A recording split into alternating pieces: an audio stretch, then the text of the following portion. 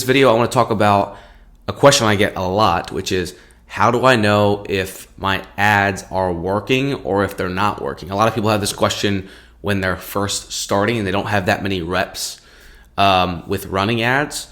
And in that awkward phase where you've probably spent a couple $1,000s and maybe you're still working out your sales process and you haven't closed many deals yet or any deals yet. So a lot of people want the clarity of, okay, well, are these ads working well or are they not working well? And how do I know what's a good KPI to use? And I'm going to cover that in this short video here for you.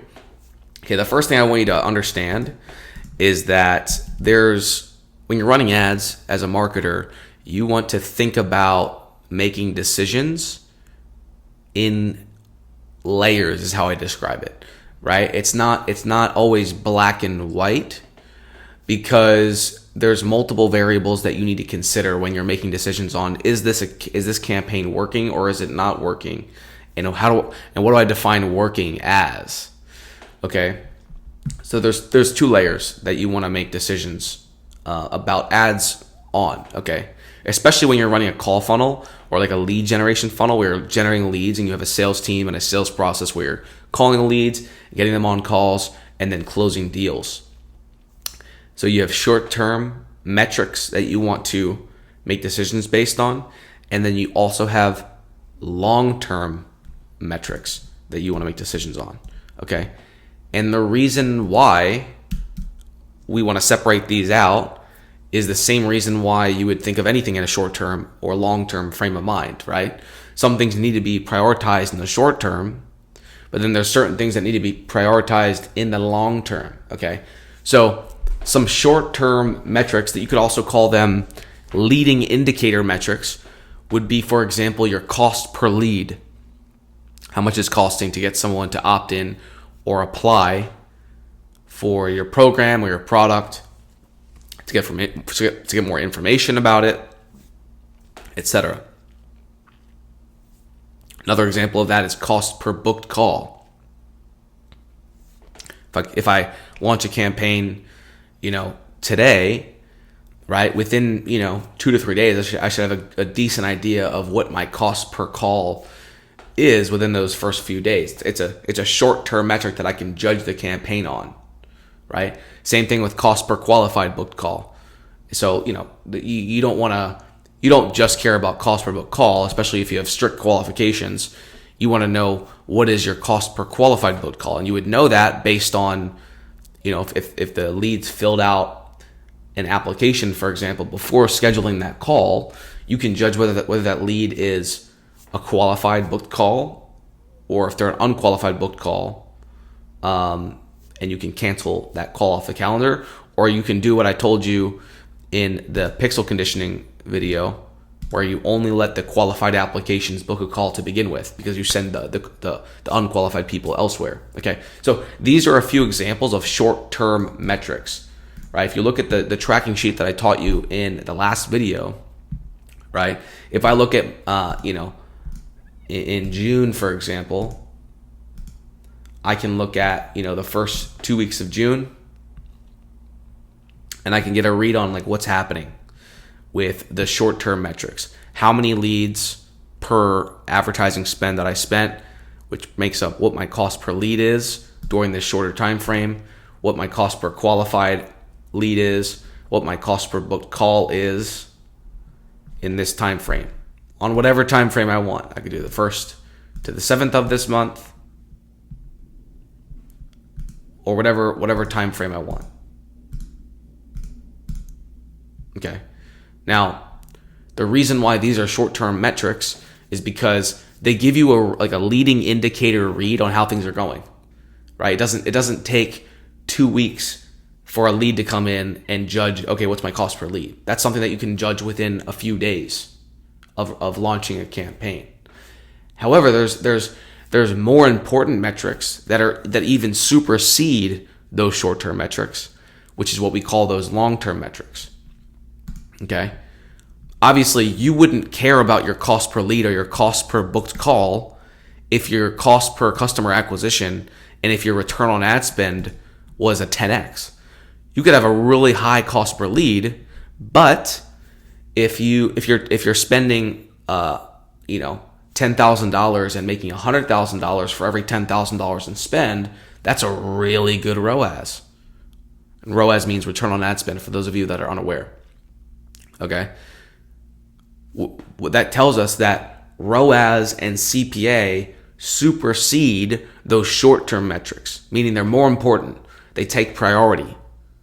Okay. However, if you have a 2-week sales cycle or a 30-day sales cycle, for example, you can't judge that you can't judge a campaign on ROAS or CPA in a 3-day time frame. It's just not going to work because your sales cycle is likely going to be a lot longer than that, right? You might have, when your calls get booked, you might do a multiple step process to close deals. It might take you 30 days on average to close a deal. Well, if that's the case, then we can't really judge a campaign in terms of CPA and return on ad spend and sales team metrics like close rate and show rate and all this stuff. We can't really judge some of those long-term metrics until longer than 30 days. But a lot of people, the mistake that they make is they're like, okay, I'm selling a $5,000 program. I've spent $2,500 on ads right now. We haven't closed the deal yet. And I'm like, okay, well, how long have you been running the campaign or the ads? And it might be, a week and a half, like 10 days. It's like, okay, well, do you have deals in the pipeline? Yeah, we have like deals that we're trying to close right now. It's like, okay, well, it's like, what is your average sales cycle? It's like, you might not have let things run long enough to see the input turn into an output of more money in closed deals. So that is the first thing you have to understand is you have to, number one, understand what those short-term metrics are and what those long-term metrics are. And by the way, I see short-term metrics as like within like a 7-day window of time. Those long-term metrics would depend on how long your sales cycle is and how long on average it takes for people to be closed, or for whatever that action to take, how long that cycle takes. But long-term metrics, I look at those more on a 14-day, 30-day, 60 to 90-day time frame because of those cycles, right? You can even use the same logic for the long-term metrics. It's like if your lifetime value is $20,000 because you don't just sell a 5K thing, you also sell a $30,000 product as an upsell to all the people that bought your main starter program or product. It's like, well, you need to there's a longer time horizon there that you have to consider. You have to understand how long it takes for LTV to mature with your clients if you do have upsells and whatnot. Okay, so this is all important for you to understand before you go ahead and start making decisions in the first place. Now, what most people don't do, most people are like, okay, well, what should my cost per book call be? Or what should my cost per lead be? Or what should my CPA be? And the answer is it depends. Depends on, number one, what you're willing to pay to get a client, right? So some of it's subjective to you, right? The other thing is it depends on your business. It depends on what type of funnel you're running. And it depends on what your price point is. Also depends on what's realistic in your market, like what type of people you're selling to. And so, people always ask me that question, but it's a depends answer, okay? The way I would find this stuff is you just want to define it based on a few things. Number one, by reverse engineering what your price point is. And I can give you a rule of thumb here that I'll give you in a second. And also you have to take into consideration, like, what does your sales team, like your numbers are going to be based on what your sales team is going to produce, right? So if your sales team closes at a higher rate of the people that show up to the sales calls, you can afford a higher cost per lead and a higher cost per call. But if your sales team is not very good and you only close 10% of people that you have calls with, then it's going to be a lot tighter because your metrics need to be a lot smaller to keep the funnel profitable. So here's a perfect example of this. So this is an economic model that I built out for these funnels. And so you can see here all the metrics. Like if you want to know what your cost per book call is, and if you want to know what your cost per lead should be, and what your show rate should be, and all these metrics, it's like, well, we just have to reverse engineer all the stats to give us that number. It's based on your price point. It's based on your close rate, your show rate. That gives you what your cost per booked call needs to be, right? So as an example,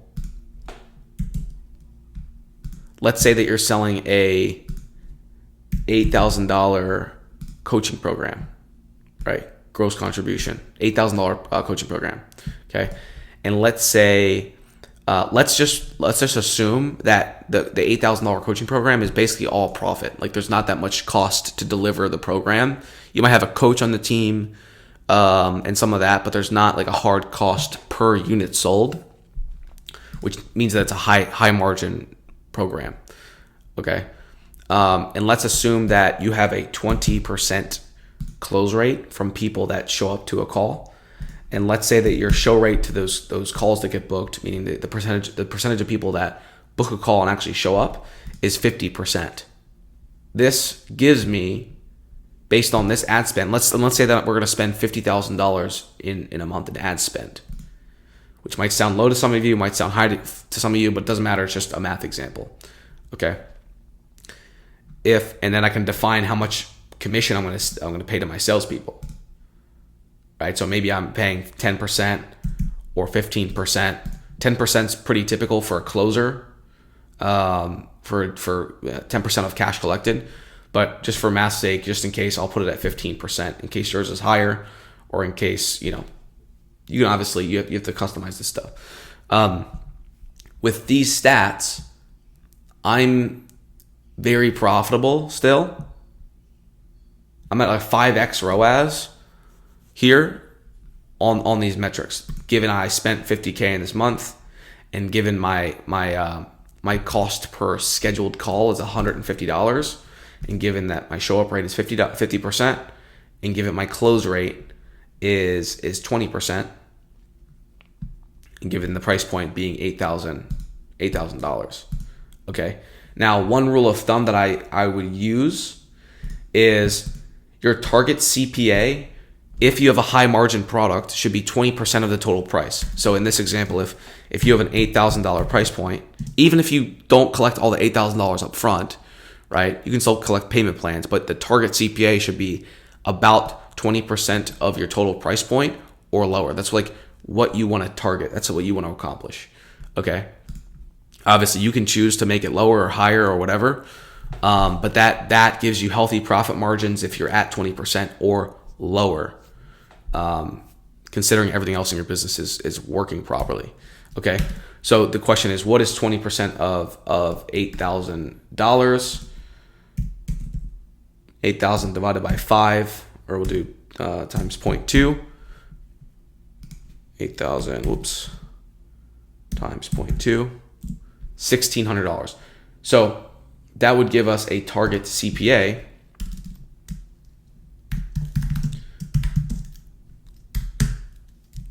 of $1,600 or lower. Okay.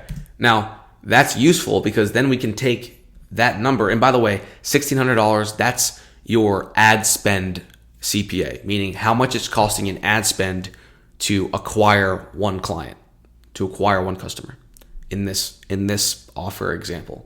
Okay. $1,600. Let's look back at our financial model. With all these numbers that I just gave you, our ad spend CAC, which is the same, CAC is the same as CPA, by the way. Our ad spend CAC is $1,500. So we're just within that target of $1,600 CPA, right? So I totally guessed these numbers, but we're about on target. We're within our target with that. But you can see, like, okay, so that tells me that I need to have about a $150 or maybe $160 cost per call Like I'll change this real quick. $160. Given all these metrics are the same, my CPA is exactly $1,600. So that's our answer.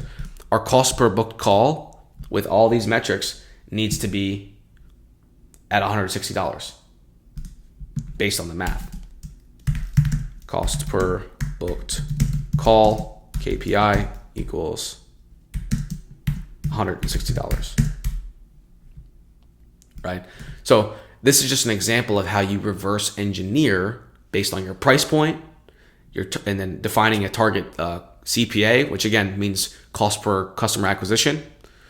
And then by making projections on, okay, what is my likely close rate, or what is my close rate based on, what I've seen the sales team to do in the past. What is our show rate, right? And then just working the metrics down. It's just a math equation, basically. So now I can go and say, okay, here's my KPIs that I want to keep in mind. We might adjust them later, but those are my KPIs, and I can go and document those KPIs somewhere just like this. We do it in here in the Looker Studio in a separate tab, but you can do that however you want. Okay, that's how you make a decision on, like in the short term, I would now make decisions based on, okay, are we hitting that KPI, or are we anywhere close to that? Like it can be higher than this in the short term because maybe the leads are pretty high quality, but I'm trying to get around or below that cost per book call to see, is this campaign doable? Is it going to make any sense at all with our economic model in the funnel, right? And then on a longer time horizon, remember, CPA is what we're looking at, and ROAS, return on ad spend, right? But the actual CPA that you're going to see, it will take longer for that to happen because your sales team needs to close deals, right? And so that's an example of how you would take this. Now over a longer time horizon, you're going to say, okay, is our CPA higher than this? Is it below this? Like where are we at? And what is the bottleneck of the funnel? By looking at, okay, over a longer time horizon from this specific campaign, what is my CPA per ad concept, right? So I can type in here angle 3 and I'll do a filter here and look at all the campaigns that I've ran with this specific ad concept, and I can get an average over this specific time frame of what the actual numbers are, and then make a decision. Has it been long enough? Has it not been long enough? Etc. Okay. Now, one last question that you might be asking yourself is like, okay, how long should I let a campaign run before turning it off? Like if the cost per book call is too high for my economics, and I would just follow the 72-hour rule, where which is basically 3 days, right? So I would spend at least $100 or $200 a day if you're running a call funnel like this, where you're generating leads and getting booked calls for your sales team. I would run at least $100 or $200 a day minimum, and I would run it for at least 3 to 4 days if you're in that spend range, because otherwise you're not going to have enough feedback to get a meaningful amount of data, right? And then the last thing is, okay, well, if my target cost per call is $200, for example, well then, how much should I be willing to spend before turning that campaign off? And I would revert back to the 72-hour rule, to be honest. That's the simplest way to do it, especially if you're a beginner. Just like 72-hour rule, don't touch it. But for example, if I'm, the math says if my target cost per book call is $200, and I'm going to run the 72-hour rule, and I'm spending $200 a day on a campaign, well then, naturally I'm going to be willing to spend at least $600 to test that campaign. I personally test things multiple times just because there's some luck involved with the algorithm. And some campaigns just don't start well. But the general answer would be $600 in that example, right? 3 times your target cost per booked call is when I would cut that, which is just at the 72-hour rule. So hopefully this makes sense. If you guys have any questions on this, feel free to reach out to me. And we can help you with any clarity that you need on this.